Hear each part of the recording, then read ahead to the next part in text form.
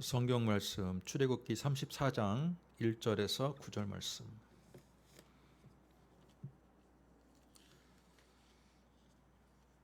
출애굽기 34장 1절에서 9절 말씀 보겠습니다.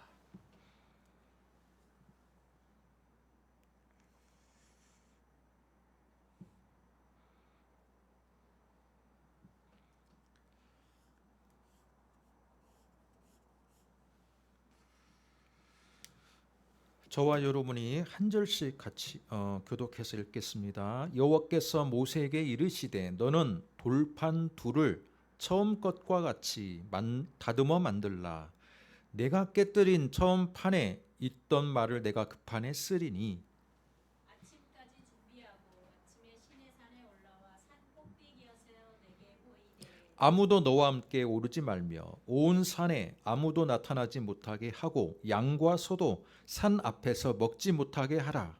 모세가 돌판들을 처음 것과 같이 깎아 만들고 아침에 일찍 일어나 두 돌판을 손에 들고 여호와의 명대로 시내산에 올라가니 여호와께서 구름 가운데 강림하사 그와 함께 거기 서서 여호와의 이름을 선포하실세. 여호와께서 그의 앞으로 지나시며 선포하시되 여호와라 여호와라 자비롭고 은혜롭고 노하기를 더디하고 인자와 진실이 많은 하나님이라. 인자를 천대까지 베풀며 악과 과실과 죄를 용서하리라. 그러나 벌을 면제하지는 아니하고 아버지의 악행을 자손 3, 4대까지 보응하리라. 모세가 급히 땅에 엎드려 경배하며 같이 읽습니다. 이르되 주여 내가 주께 은총을 입었거든 원하건대 주는 우리와 동행하옵소서. 이는 목이 뻣뻣한 백성이니이다. 우리의 악과 죄를 사하시고 우리를 주의 기업으로 삼으소서. 아멘.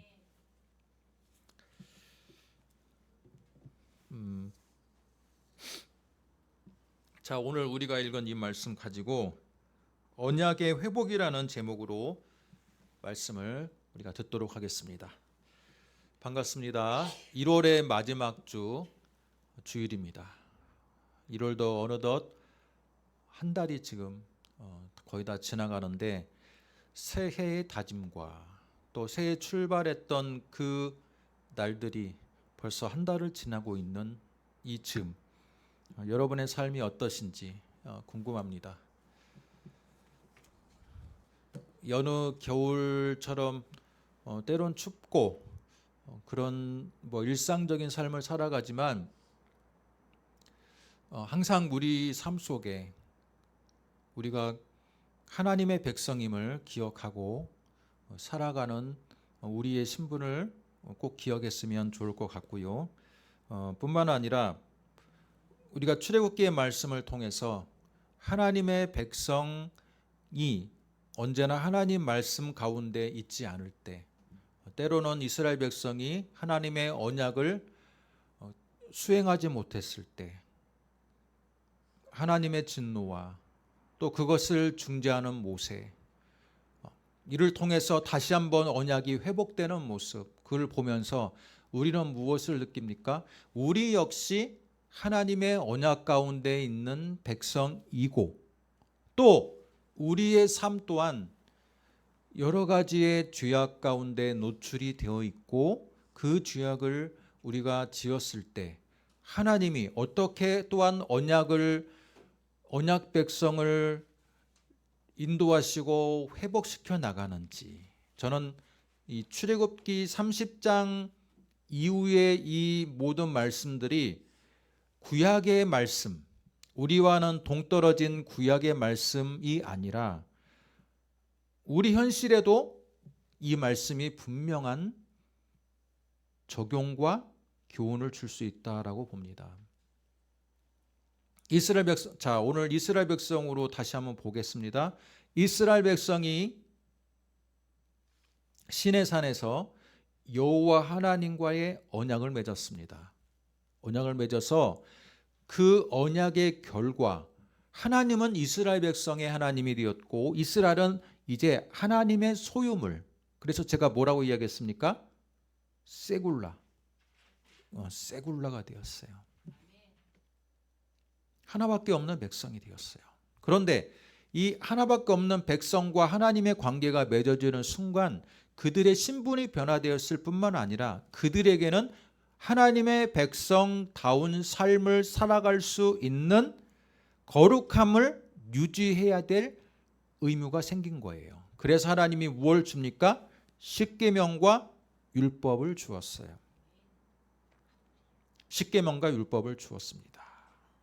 그리고 또 한 가지, 이스라엘 백성이 하나님의 백성이 되었지만 여전히 애굽에 때 묻은 죄의 관습이 남아 있고 인간이기 때문에 얼마든지 죄를 이후에도 지을 수 있는 가능성이 있기 때문에 하나님은 그들이 죄를 지었을 때 어떻게 하나님과의 언약을 다시 회복하는지에 대해서 하나님은 그 방법을 알려주셨습니다. 그게 무엇일까요? 그게 제사라는 제도였어요. 성막을 통해서 희생 제사를 통해서 그 짐승에게 죄를 전가하고 그와 더불어서 자신이 회개하고, 그죠? 그것을 통해서 그들이 지은 죄가 어떻게 되는 거예요? 다시 피의 제사를 통해서 언약 관계가 죄 용서를 받고 회복되는 시스템을 하나님이 그들에게 주신 거예요.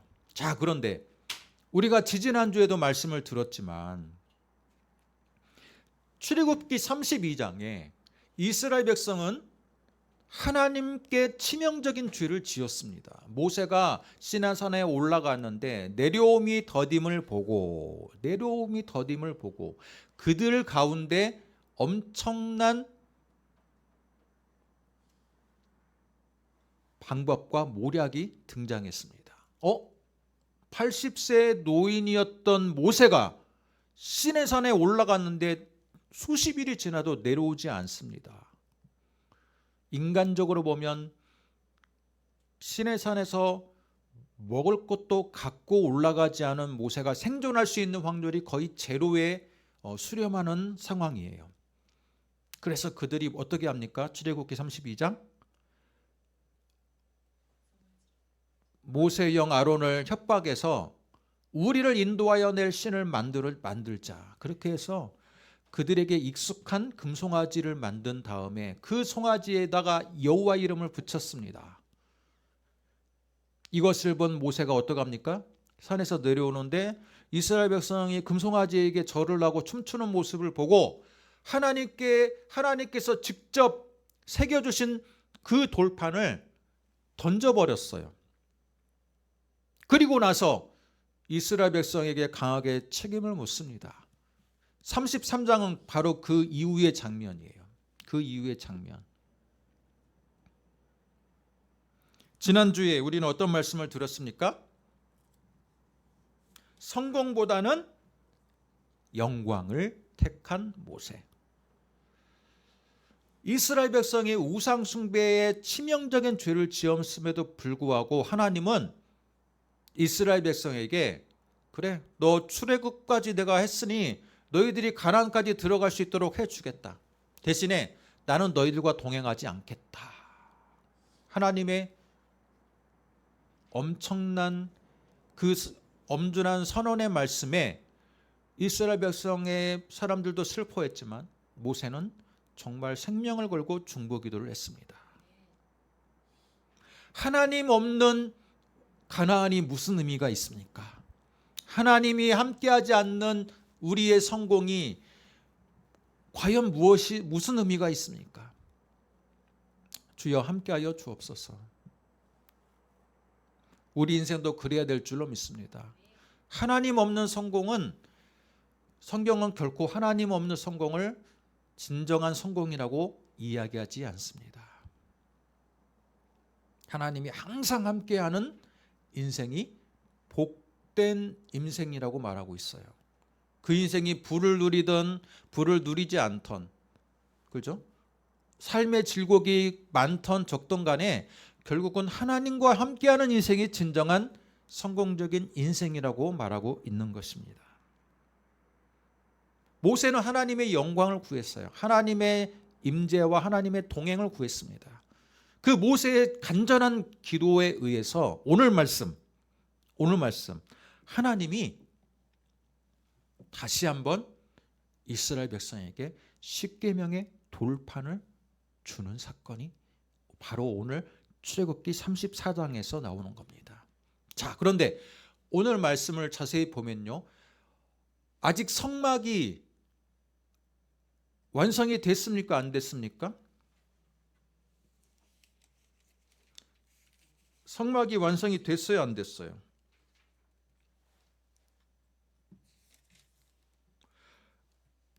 출애굽기 37장에 가서야 언약궤를 만드는 장면이 나와요. 아직 성막의 기초조차도 세워지지 않은 시점이에요. 그러면 여러분 그 당시로 돌아가서 생각해 볼게요. 성막이 있어야지 이스라엘 백성의 죄를, 그죠? 짐승의 희생 제사를 통해서, 성막이라는 그런 종교적인 시스템을 통해서 죄를 용서를 받을 수가 있는 거잖아요. 그런데 성막이 없으면 어떻게 죄 용서를 받습니까? 여러분, 어떻게 죄 용서를 받아야 돼요? 저를 한번 봐보세요. 아니, 제사제도, 구약의 제사제도를 통해서, 희생의 제사를 통해서 죄 용서를 받아야 되는 시대인데 성막이 없어요. 워낙 하나님과의 언약관계를 맺은 초창기이기 때문에 아직 성막을 마련하지 못했어요. 그런데 이스라엘 백성이 아주 치명적인 죄를 범했습니다. 십계명의 죄를 범했어요. 우상 숭배. 그랬을 때 죄 용서를 어떻게 받아야 됩니까?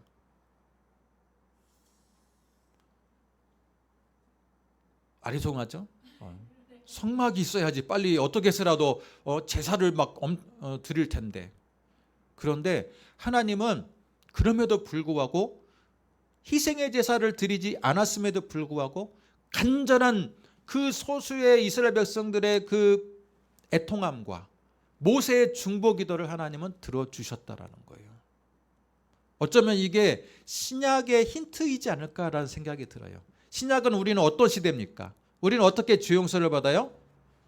꼭 교회 예배당을 나오지 않아도, 짐승의 희생 제물을 드릴 필요도 없이 우리는 진정으로 회개함을 통해서 우리는 하나님의 백성, 하나님의 새 언약의 관계가 회복되는 시스템을 갖고 있잖아요. 그래요, 안 그래요? 그런데 오늘 말씀, 성막이 없는데도 불구하고 모세의 간절한 중보 기도, 백성들의 회개, 그것으로만으로도 하나님은 진노의 그 하나님의 뜻을 돌이키셨다라는 거예요. 구약 안에도 뭐가 있어요? 은혜가 있고 회개가 있는 거예요.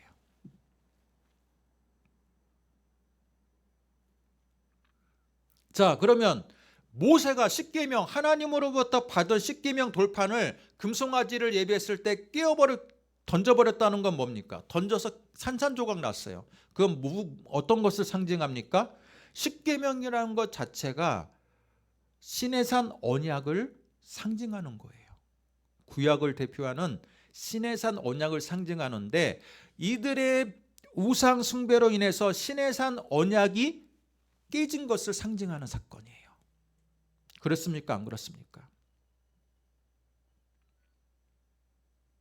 언약으로 인해서, 그들의 죄악으로 인해서 시내산 언약이 깨졌어요. 이건 심각한 겁니다. 돌판 2개를 어깨에 메고 내려왔는데 사람들은 그래요. 이 돌판 2개에 한쪽은 하나님께 대한 계명, 첫 번째에서 4번째 계명, 한쪽은 사람들과의 관계에 대한 계명, 5번째에서 10번째 계명이 쓰여져 있을 것이다 라고 사람들은 추측하지만, 고대 근동의 관습에 따르면요, 양쪽 계약자가 똑같은 계약을 씁니다. 우리도 부동산 계약을 하거나 또는 어떤 계약할 때 똑같은 계약서를 쓰고 공증받고 나눠 갖는 경우 있죠. 그거 마찬가지로 고대에도 계약 당사자가 똑같은 내용의 계약서를 쓰고 그것을 하나씩 나눠 갖는 거예요. 그런데 첫 번째 십계명 돌판은요, 그 돌을 준비하는 것도 하나님, 거기에다가 십계명의 언약을 써주는 것도 하나님, 모든 것 하나님께서 다 준비해 주셨어요. 그것을 모세가 그 신령한 돌판을 들고 왔는데 금송아지 예배하는 모습을 보며 그걸 던져버린 거예요. 그거 무엇 상징해요? 하나님의 시내산 언약의 그 징표가 깨졌다라는 거예요. 그런데 오늘 말씀 1절 여호와께서 모세에게 이르시되 너는 돌판 둘을 처음 것과 같이 다듬어 만들라. 내가 깨뜨린 처음 판에 있던 말을 내가 그 판에 쓰리니. 여러분 1절을 딱 보면요, 이전과 좀 다른 게 있어요. 이전과 좀 다른 게 있습니다. 뭐가 다릅니까?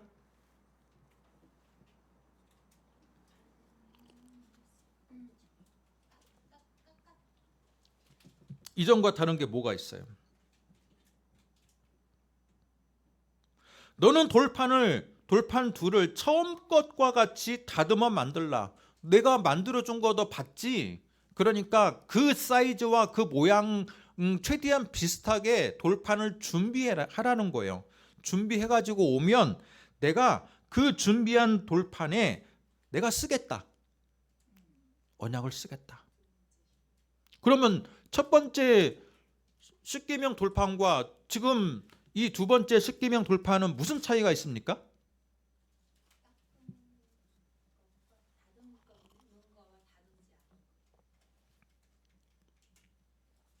첫 번째는요, 여호와 하나님께서 돌판도 준비하셨어요. 하나님께서 돌판도 준비하시고 하나님께서 직접 다 쓰신 겁니다. 모세 인간의 수고는 아무것도 들어가지 않은 돌판이에요. 그러나 두 번째, 하나님께서 이스라엘 백성들이 스스로 언약을 깼음에도 불구하고 모세의 중재와 이스라엘 백성의 회개의 모습을 보고 하나님의 뜻을 돌이켜서 다시 시내산 언약을, 하나님이 언약의 상징인 돌판을 하나님이 써 주실 때는 인간의 수고가 들어가는 거예요. 그래서 모세는 어떻게 합니까? 4절 모세가 돌판 둘을 처음 것과 같이 깎아 만들고 아침 일찍 일어나, 그렇게 됩니다.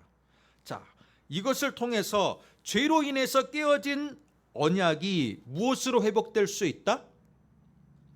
죄로 인해서 깨어진 언약이 진정한 중보와 회개로 인해서 회복될 수 있다. 구약 안에 신약이 이미 자리 잡고 있어요. 마찬가지로 우리는 구약을 무슨 시대로 말합니까?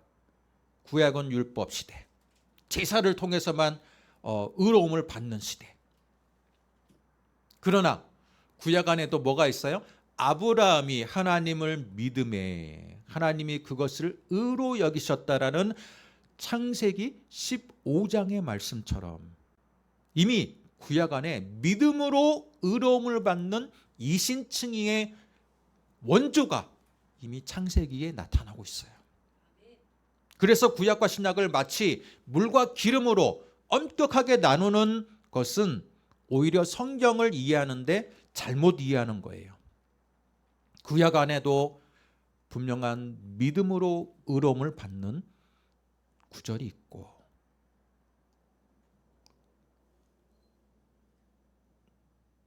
뿐만 아니라 회개하면 하나님이 의로 여겨주시고 다시 언약을 회복시켜 주시는 신약의 은혜가 구약에도 나타날 수 있다라는 거예요. 이스라엘 백성들은 자신들의 죄를 완전히 정말로 회개하지는 못했어요. 부족했어요. 그렇지만 하나님은 이스라엘 백성들이 처음으로 지금 언약을 마련하고 지은 죄잖아요. 그렇기 때문에 아직 부족하지만 그럼에도 불구하고 모세의 간절한 중보와 그들의 회개하는 자세를 보고 다시 한번 언약을 회복시켜 주기로 작정한 겁니다. 자, 그런데 이 회복은 완전한 상처가 남지 않는 회복이 아니라 사람이 개입을 해서 하는 회복의 모습이었던 거예요. 돌판을 모세가 준비하고 모세가 깎습니다. 첫 번째 모습하고는 조금 다른 거예요. 여러분도 어떻습니까? 어렸을 때부터 살아오는 동안에 몸 안에 상처를 지니고 있습니까? 작은 상처들은 세월이 지나면 완전히 아물어서 아무런 흔적이 남지 않지만 큰 상처들은 분명히 여러분의 몸 안에 곳곳에 있을 겁니다. 마찬가지로 하나님이 부여하신 모든 준비하시고 깎아주신 십계명 돌판이 있다. 그것과 사람이 준비해서 깎아서 그 재료를 준비해서 하나님이 새겨준 돌판은 분명한 신적인 권위에서 차이가 있을 거예요. 그렇지만 하나님은 그들의 회개를 통해서 다시 한번 언약을 회복시켜 주시는 모습을 우리가 알 수 있습니다. 이스라엘 백성들의 죄를 용서했지만 그럼에도 불구하고 이스라엘 백성에게 죄의 흔적은 남아 있도록 한 것입니다. 그들이 돌판을 볼 때 뭐라 할까요? 야, 하나님이 새겨 주신 돌판이야. 그러겠죠. 그 돌판은 나중에 어디로 들어갑니까? 언약궤 속에 들어가죠. 언약궤 속에 성막을 지었을 때 그 지성소 안에 있는 언약궤 속에 십계명의 돌판이 들어갑니다. 하나님의 임재의 장소인.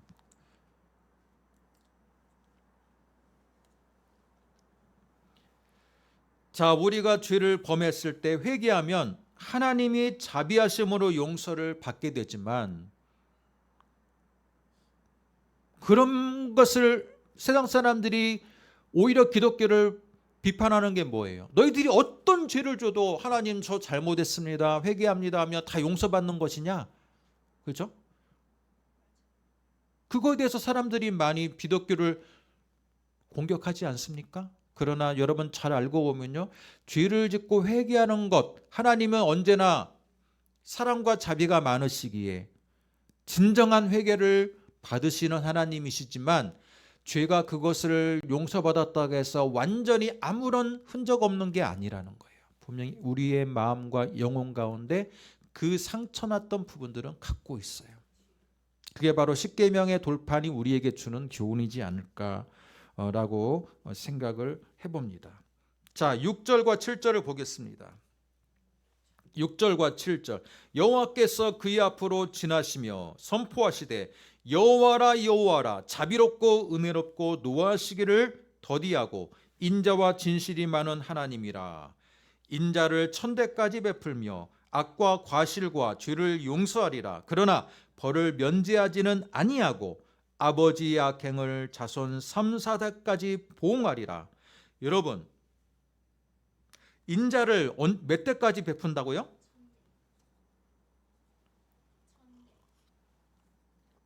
천대. 천대는 뭐예요?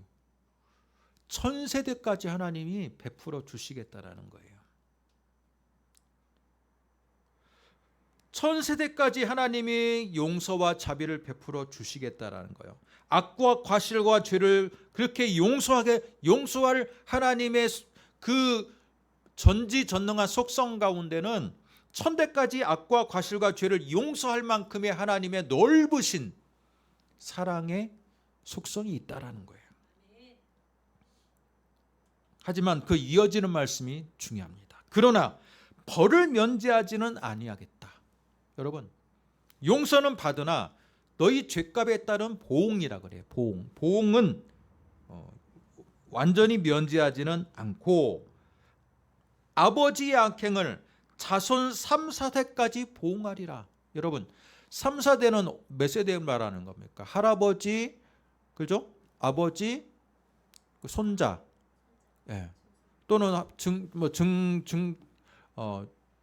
증손자까지.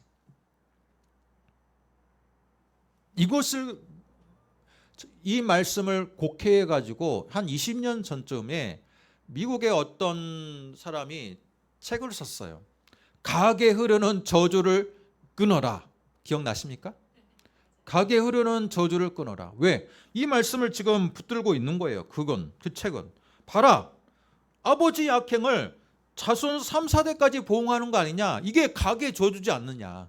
아버지가 죄를 지었는데 그 밑에 아들과 딸이 보응을 받고 그 밑에 또 손자 손녀가 보응을 받고 또 그 4대까지니까 그 증손자까지 보응을 받는다는 거예요. 그렇기 때문에 죄를 지으면 안 된다. 너희 가게의 저주가 계속 유전된다. 3, 4대까지. 그 책이요 얼마나 많이 히트했는지 기독교인들이 그 당시 20년 전에 2000년대 초반에 많이 사봤어요. 우리 가게의 저주를 혹시 내가 안 되는 것도 가게의 저주 때문인가? 그러면서 아버지의 죄를 떠올려 보고 자녀들이 우리 할아버지의 죄가 또 혹시 할아버지가 무슨 죄를 졌나? 굉장히 그것을 관심 있게 우리 집안의 죄의 내력을 성찰해보는 사람들이 많았어요. 근데 여러분 자세히 보세요. 만약에 그게 죄가 유전이 된다면 그 뉘앙스와 무당이 뭐라 그래요? 너희 선조 때 무슨 죄가 있어서 그 죄 때문에 네가 지금 안 되는 거야. 그거하고 무슨 차이가 있습니까? 그래요, 안 그래요? 무당들은 항상 그러잖아요. 뭐가 안 돼가지고 오면 너 지금 조상들이 지은 죄 때문에 네가 지금 이러는 거야. 너 빨리 구술해가지고 그 조상들의 죄를 풀어줘야 돼. 살풀이 구슬 해야 돼. 그렇게 지금 말하지 않습니까? 그거하고 자세히 보면요. 기본 베이스가 크게 다르지가 않아요. 포지션이. 3, 4대로 올라가는 너희 조상의 죄 때문에 네가 안 되는 거야. 그러면 이 말씀을 어떻게 해석해야 됩니까? 여러분 하나님의 인자는 천대까지 이르고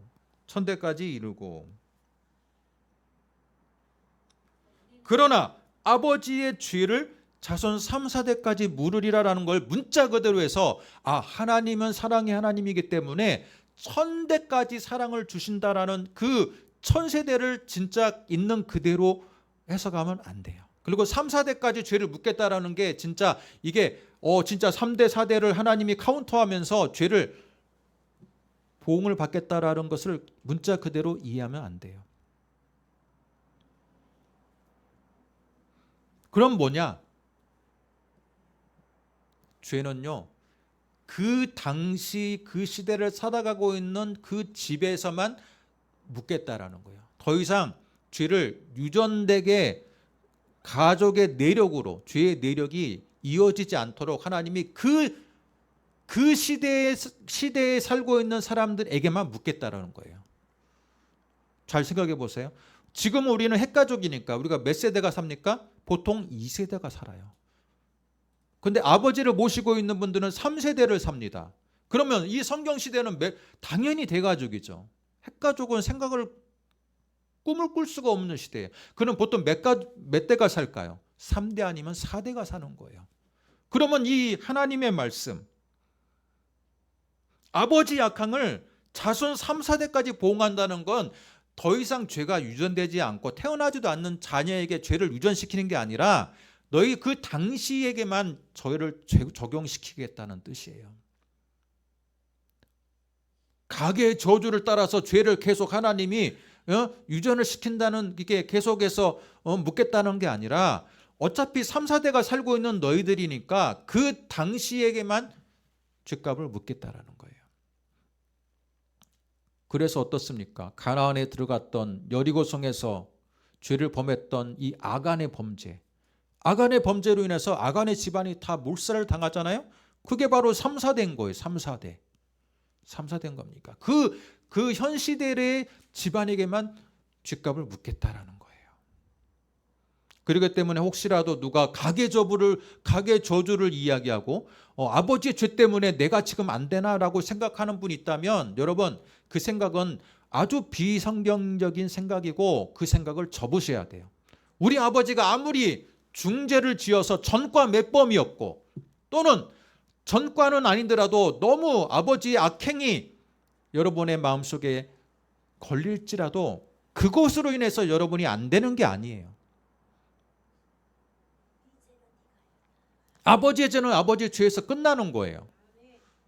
여러분은 회개하고 하나님의 언약 가운데 있다면 여러분은 이제 축복받은 자녀가 되는 겁니다. 여러분이 아무리 집안이 어떠할지라도 하나님은 여러분 자신을 보는 거예요. 여러분이 정말 하나님의 언약 가운데 충실하게 믿음 생활을 잘 한다면 하나님은 그것으로 여러분을 분명히 사랑하시고 축복하실 거예요. 뿐만 아니라 여러분 오늘 말씀을 보세요. 아버지 악행은 3, 4대인데요. 하나님의 인자는 몇 대까지라고요? 1000대까지예요. 언뜻 봅시다. 3, 4대와 1000대는 몇 대 몇입니까? 약 300대 1이에요. 하나님의 인자의 그 사랑과 긍휼의 크기가 공으로서 하나님의 공의의 하나님, 죄를 심판하시는 하나님의 속성 대비 하나님의 사랑의 하나님의 크기가 300배나 크다는 거예요. 하나님은 죄값을 묻기도 하지만 하나님은 공의의 하나님이기 때문에 죄를 분명히 물어요. 그렇지만 죄를 간과하지는 않으세요. 그러나 그 회개를 냈을 때 사랑으로 품어주는 하나님의 속성의 크기가 죄로 인해서 심판하는 크기보다 300배가 크다는 거예요. 어때요? 우리 하나님의 마음이, 그래서 우리는 하나님을 무슨 하나님이라고 부릅니까? 사랑의 하나님이라고 부르는 거예요. 심판 하나님이라고 부르는 게 아니라 사랑의 하나님이라고 부르는 이유는 심판보다 사랑의 크기가 더 300배 이상이 크다라는 거예요.